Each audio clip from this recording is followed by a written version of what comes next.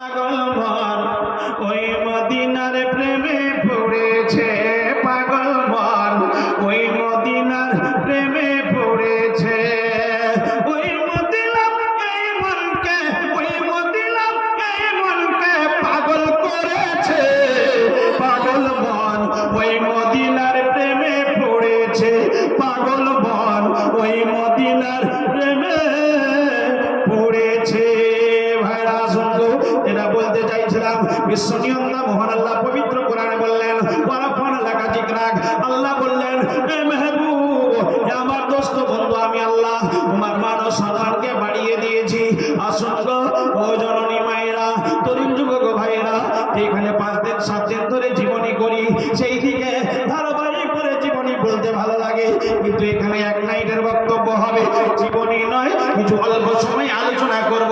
আসুন ভাইরা আমার, দয়ার নবী কালিকামলিওয়ালা মুস্তাফা সাল্লাল্লাহু তাআলা আলাইহি ওয়াসাল্লাম পৃথিবীতে আসার পূর্বে জন্মদাতা বাপ হারিয়েছিলেন, পৃথিবীতে আসার পরে 6 বছর বয়সে জননী মাকে হারিয়েছিলেন, 8 বছর বয়সে দাদু আব্দুল মুত্তালিবকে হারিয়েছিলেন। এইভাবে ধারাবাহিকভাবে আপনজন সবাই চলে গেছিল রে। হযরতে দয়ার নবী কালিকামলিওয়ালা মুস্তাফা সাল্লাল্লাহু তাআলা আলাইহি ওয়াসাল্লাম চাচা চাচির বাড়িতে বাস। একদিন দুদিন নয়, 17 বছর ধরে ফাতেমা বিনতে আসার নবী পাকের চাচিমা হযরতে শেরে খোদা আলী হায়দারের মা, হযরতে হাসান ও হোসেনের রানী মা। ও জননী ভাইরা, ও তরুণ যুবক ভাইরা রে, ও জননী মায়েরা, শোনো, হযরতে দয়ার নবী কালিকামলিওয়ালা মুস্তাফা সাল্লাল্লাহু তাআলা আলাইহি ওয়াসাল্লামের প্রতি কুরবান হয়ে যান।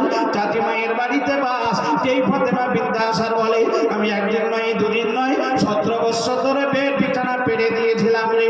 এহানো দয়ার নবী কালিকামলিওয়ালা মুস্তাফা 24 বছর বয়স পেরিয়ে যাওয়ার পরে শুধুমাত্র 25 বছরে পড়েছে। এমত অবস্থায় রহমতের নবী দয়ার নবী মৃদু হাসতে হাসতে হযরতে ফাতেমা বিনতে আসারের বাড়িতে, ইয়ানি হযরতে আবু তালিবের বাড়িতে হাজির হয়ে গেল।